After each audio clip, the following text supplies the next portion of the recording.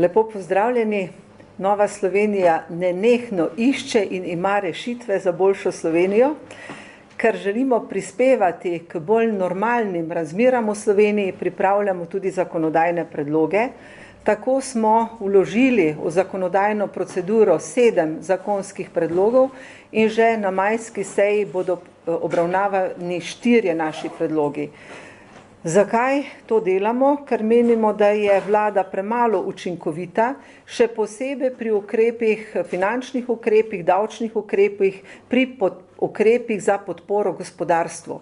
Nenazadnje, pred kratkim smo tudi slišali tuje vlagatelje, ki od Slovenije pričakujejo ustreznejšo, boljšo zakonodajo, ki bo privlačila tuje vlagatelje, kar pomeni nova delovna mesta, manjšo brezposelnost in pa seveda boljši socialni status za državljane.